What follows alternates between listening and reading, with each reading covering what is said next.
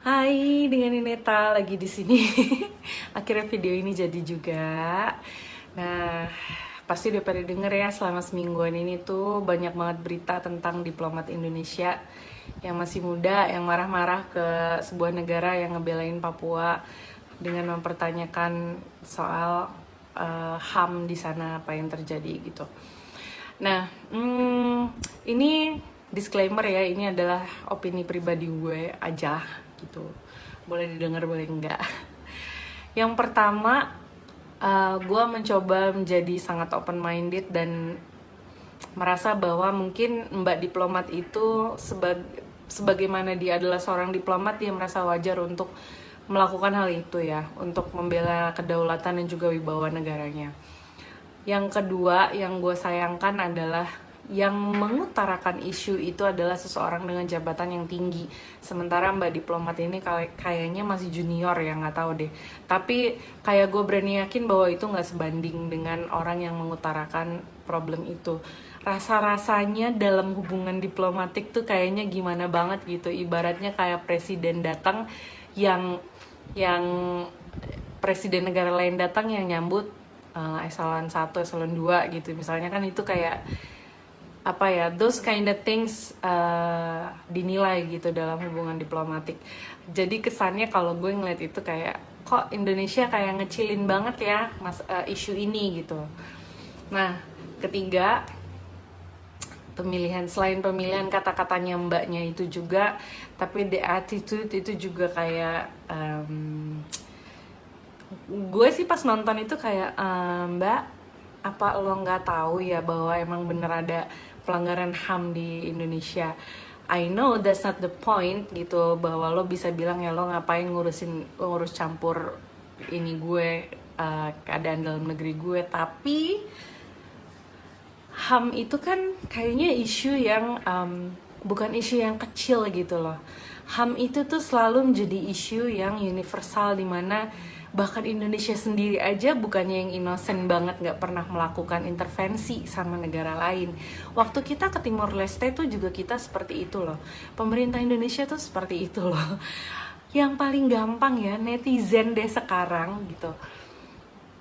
Kita tuh komen terus loh tentang Palestina dan Israel. Ya, itu that's the same thing loh gitu kan.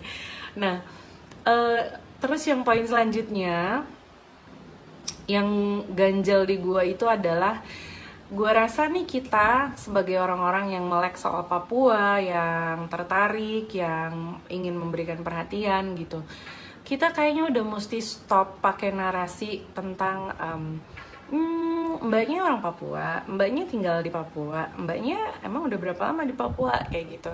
Karena menurut gue itu terlalu shallow untuk menanggapi hal sebesar ini. Kita harus brought up hal-hal yang lebih faktual gitu loh, untuk ngebela isu yang mau kita angkat. Misalnya selama gue di Papua itu ya, gue memperhatikan Papua itu, salah satu problem yang ada di Papua adalah soal penyebaran informasi, baik itu informasi yang dari Papua atau informasi yang ke Papua. Itu selalu selalu seperti dipilih-pilih. Mungkin kalau teman-teman yang tidak punya link dan tidak punya relasi seperti gua, nggak akan tahu banyak hal tentang Papua yang beneran terjadi di sana. Yang mereka tahu bahwa coba deh perhatiin deh, netizen tuh pasti kalau ngomongin, ya lihat aja sekarang kan Jokowi udah ngebangunin infrastruktur di sana, udah ngebangunin jalan. Presiden yang dulu kan enggak gitu. Selalu seperti itu narasinya. Kenapa? Karena memang yang digodok soal infrastruktur terus, soal jembatannya Pak Jokowi, soal pabrik semen yang dibangun di sana. Maksud gue itu, padahal banyak banget nih kejadian yang ada yang benar-benar terjadi di Papua. Tapi kalau when it comes to kerusuhan atau berantem, selalu yang dinaikin beritanya pun selalu tentang berapa banyak aparat yang menjadi korban, berapa banyak orang Indonesia asli yang menjadi korban, pendatang yang menjadi korban. Tapi when it comes to orang asli Papua, OAP yang menjadi korban, yang terkena akibat itu jarang banget loh. Beritanya cepet banget tenggelam. Misalnya, gue yakin berani taruhan teman-teman gue yang di luar Papua nggak banyak tahu tentang pengungsi masalah Dunga kemarin masih terkatung-katung di daerahnya. Begitupun tentang pastor yang beberapa hari lalu ditembak, diduga dilakukan oleh TNI atau polisi gitu. Katanya diduganya seperti itu. Belum lagi soal berapa tahun lalu pas Natal anak muda, anak di bawah umur ditembakin, itu juga gue yakin pada nggak tahu. Nah, mari kita membawa isu yang seperti itu, bahwa orang Papua nih merasa seperti dibungkam mulutnya. Orang Papua itu nggak pernah mendapatkan kesempatan benar-benar untuk memberitakan apa yang ada terjadi di negerinya mereka. Jadi kalau mau dipikir-pikir ya, wajar gitu loh kalau gue wajar orang Papua itu nyari elai kesana kemari, termasuk ke negara Vanuatu itu, untuk tolong dong sampein biar dunia luar lihat apa yang terjadi sama kita. Karena dari negara Indonesia sendiri mungkin gak pernah mengakomodir itu secara tepat gitu loh. Tidak pernah memberikan panggung, tidak pernah memberikan mic, tidak pernah memberikan lampu sorot yang sesuai, yang benar-benar apa yang mereka ingin bicarakan di kepada dunia luar gitu. Jadi ya wajar aja gitu. Sebenarnya sesimpel itu ya. Jadi kalau gue bilang mari deh kita pakai isu-isu yang seperti ini lagi gitu untuk diangkat. Pada saat dia orang marah-marah sama kita, ayo kita lemparin aja pakai fakta. Ini sesuatu yang common sense. Lu bungkam mulut gue untuk ngomong ke sana, ya pasti gue akan ngadep ke kanan, gue cari orang di kanan siapa yang bisa nyampein gitu loh. Se-helpless itu kalau menurut gue. Terus selanjutnya nih ya, yang membuat gue enak banget hari ini adalah gue baca soal komentar-komentar netizen itu di Instagramnya negara Vanuatu. Oh my god, coming from a bunch of people yang mati-matian ngebelain Palestina dan Israel, yang ngebelain mati-matian soal Palestina itu.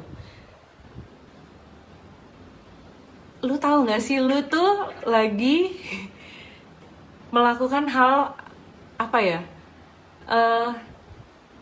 Lu lagi melakukan hal yang sama sebenarnya. Ini nih sama. Papua ini adalah Palestina yang lu belain, gitu loh. Mereka ini merasa terjajah sama kita. Mereka ini merasa ditekan. Begitupun sama kayak yang lu lakuin ke orang Palestina itu, sama di Papua tuh kayak begitu.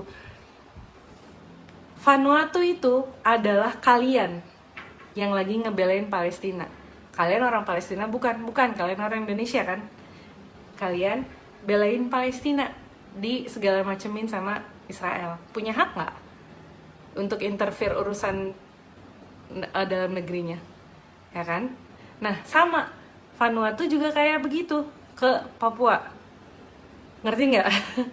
Kalau ini nggak ngerti, gue nggak paham lagi gimana ngejelasinnya. Jadi coming from you yang mati-matian bikin hashtag Save Palestina dan lain-lain, guys, please, you guys look so stupid. Gitu loh, lu datang ke Instagramnya orang Vanuatu, lu hina anak kecilnya, lu bilang kayak apa segala macam, lu hina perempuannya, lu hina adatnya. Lu tahu nggak kenapa Vanuatu itu ngebelain Papua? Karena mereka merasa mereka satu ras, mereka satu rumpun, gitu loh. Ya, pada saat lu menghina orang Vanuatu yang notabene secara fisik 11-12 sama orang Papua, menurut lu sentimen apa yang akan keluar dari orang Papua? Sentimennya positif atau negatif? Ini mukanya sama, lu ledek-ledek, ya kan? Ini nggak usah ngomongin yang dalam-dalam deh, yang segampang itu aja. Lu koar-koar Papua milik Indonesia, tapi lu ngelakuin itu gitu loh. Ini cuman kayak anak kecil yang nggak mau kehilangan mainan, ini punya gue gitu doang. Lu nggak pernah nggak sih dengerin bener-bener orang Papua tuh maunya apaan gitu loh? Apa sih yang ada, apa sih yang mereka bener-bener rasain gitu. Gue tolong jangan, don't come for me soal Palestina. Tadi gue ngomongin ya, gue 7 kali mencoba mendaftar untuk jadi relawan di Gaza, tapi gagal karena gue sakit. 7 kali gue masukin proposal untuk bisa pergi ke sana, bahkan sekali pernah pakai duit gue sendiri tapi nggak bisa. Segitunya gue mau ngebelain Palestina ya. Jadi don't come for me untuk masalah Palestina itu. Gue akan tanya balik, lu udah ngapain? Gitu, lu udah ngapain ya?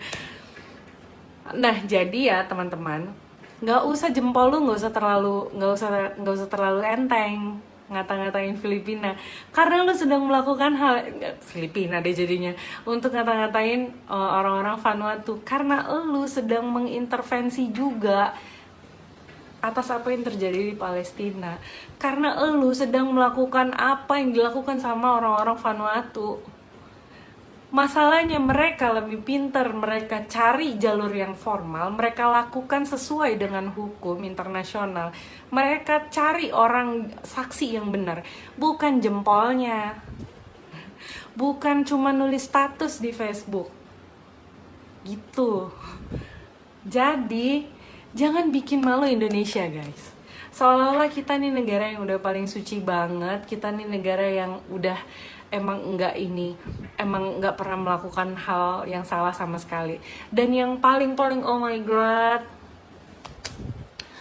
jangan senaif itu mikir bahwa nggak pernah kejadian apa-apa di Papua, bahwa tidak ada pelanggaran HAM di Papua, bahwa nggak pernah ada orang yang mati sia-sia di Papua. Karena kalau lu mikir kayak begitu, tandanya lo nggak well informed soal Papua. Mungkin lo bisa hubungin gue, nanti gue akan hubungin lo ke beberapa temen yang emang ngalamin itu, dan ke beberapa orang yang bisa ngasih lo informasi yang tepat soal Papua gitu loh. Yang terakhir nih, menurut gue keadilan sosial bagi seluruh rakyat Indonesia itu nggak kejadian di Papua. Kenapa?